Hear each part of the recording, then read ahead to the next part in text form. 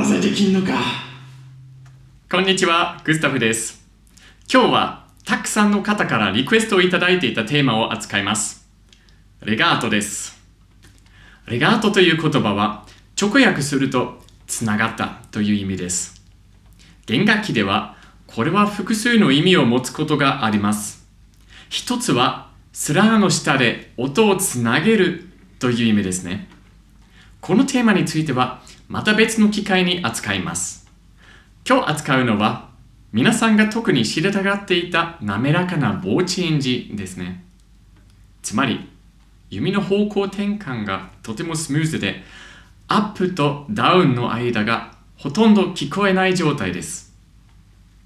このレガートのビデオを見る前にまずぜひこちらのビデオチェロ基礎1、2、3を見ていただくことをお勧めします。その後でレガートのビデオに進んでください。レガートのボーチェンジでとても大切なのは高く吐いて低く出る、あるいは低く入る、高く出るという原理です。難しそうに聞こえるかもしれませんが、実はそこまで複雑ではありません。必要なのは以前のビデオで紹介したクラゲです。まだクラゲを知らない方はぜひチェロ基礎3のビデオを先に見てくださいね。アップではクラゲが伸び、ダウンでは曲がります。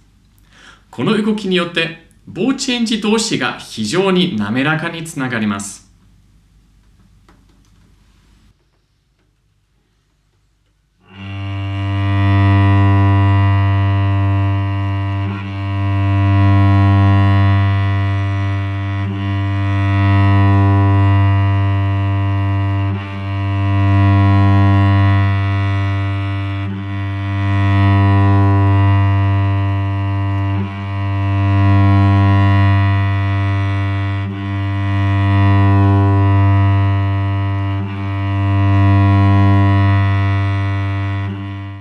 これでなぜ最初の日からクラゲを練習していたのか分かりましたよね。本当にチェロ演奏において重要な基礎練習なのです。このクラゲを使ってのレガートの動きを学ぶためにはとてもいい練習があります。そのためにチェロを一旦寝かせましょう。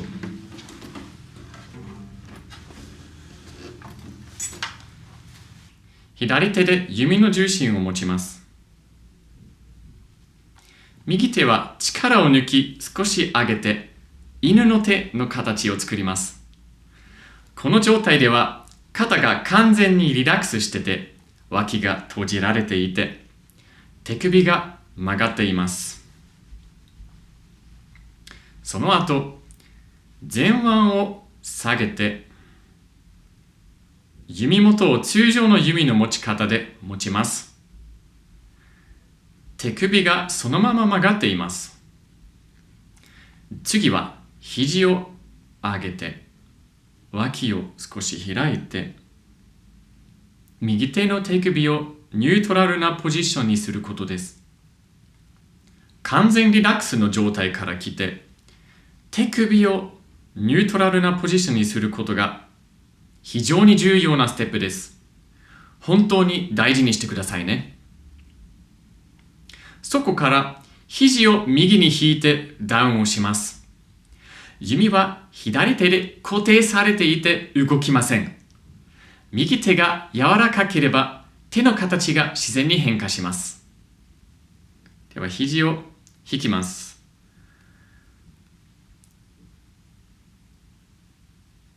ニュートラルなポジションに戻ってもう一回引きます。指は常に柔らかいままにします。ニュートラルなポジションに戻ります。次にはアップです。今度は肘を左へ押します。右手は引き続き柔らかいまま、弓は固定されたままで、手首と手の形だけが逆方向に変化します。では肘を左へ押します。ニュートラル。押します。ニュートラル。何度か繰り返しましょう。引き、ニュートラル、押し、引き、押し、引き、押し。これは筆と同じ仕組みです。肘と肩で筆の柄を動かし、毛先、それは指と手首が自然についていきます。そしてこれこそがレガートの動きです。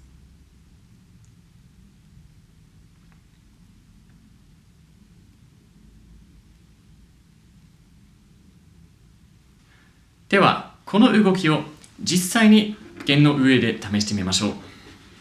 弓を銀線あたりで弦の上に置き、肩と肘で引いたり押したりします。手と手首は自然についていくだけで特別なことをする必要はありません。レガートができるためには、さっき言った通りに必ず肘を上げて脇を少し開いて手首をニュートラルなポジションにしてください。このルールを守らないと筆の柄と毛先の間のコネクションがブロックされてレガートが絶対にできません。お腹が柔らかいままで息が自然に流れているように気をつけてください。体で少し揺れるのが助かります。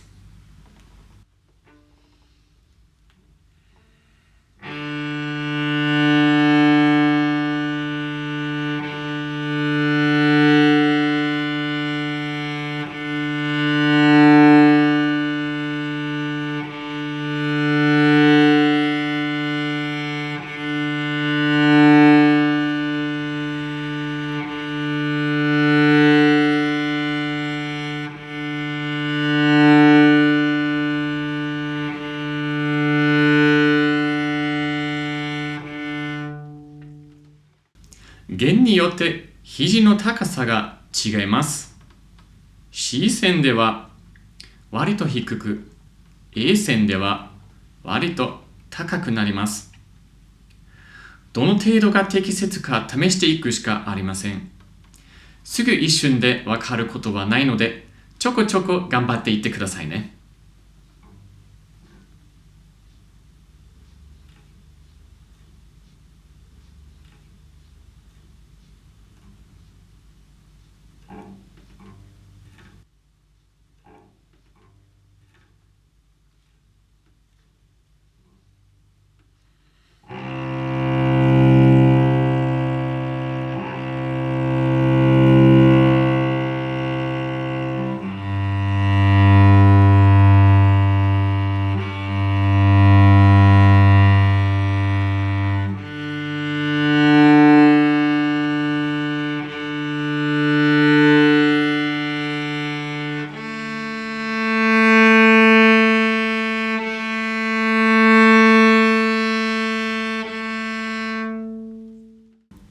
レガートを練習するときの目標は、棒チェンジをできるだけ聞こえなくすることです。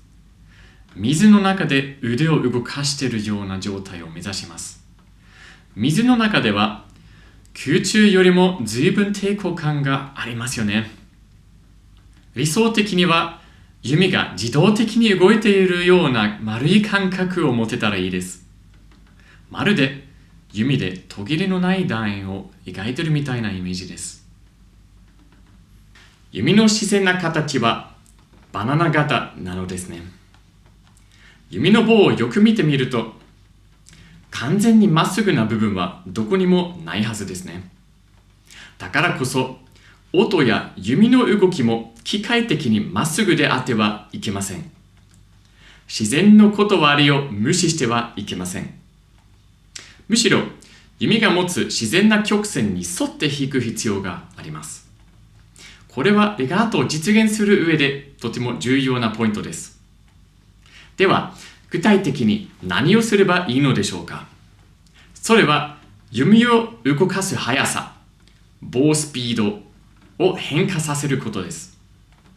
つまり、弓全体を同じ速度で動かすのではなく、弓の場所に応じてボウスピードを調整していくのですね。レガートには大きく分けて2つの基本的な種類があると僕は考えています。どちらも弓の自然なこのバナナ型をそのまま正確に反映するような弾き方です。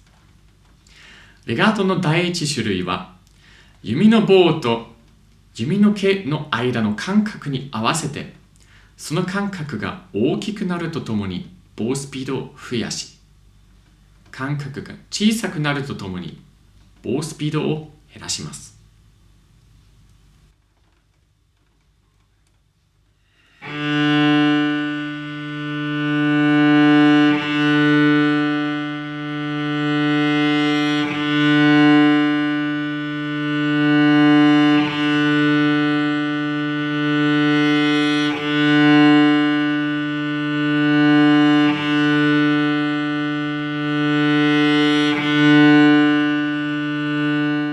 レガートの第2種類は逆の作戦を使っての弾き方です。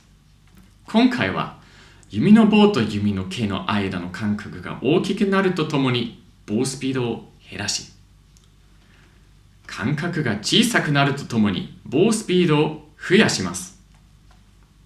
弓の方向転換のところではまるでスローモーションみたいに弓を動かし、毛が最も柔らかく柔軟な弓の中では弓を速く動かします。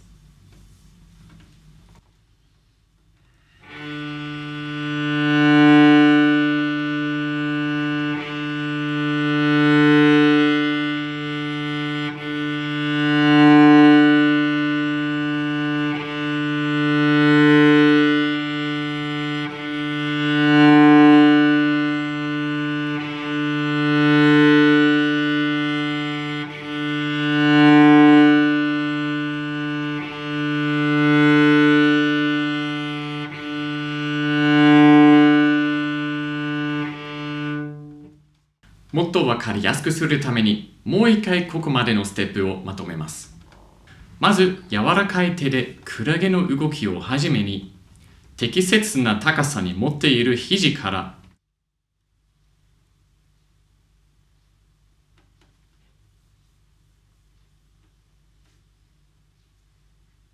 ダウン、アップの動きを起こし、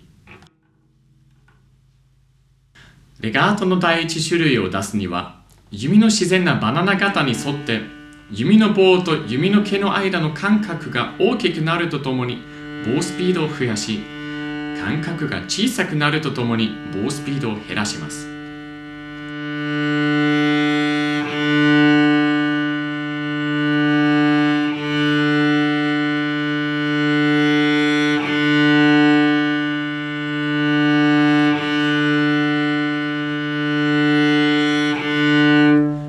レガートの第2種類を出すには、弓の棒と弓の毛の間の間隔が大きくなるとともにボウスピードを減らし、間隔が小さくなるとともにボウスピードを増やします。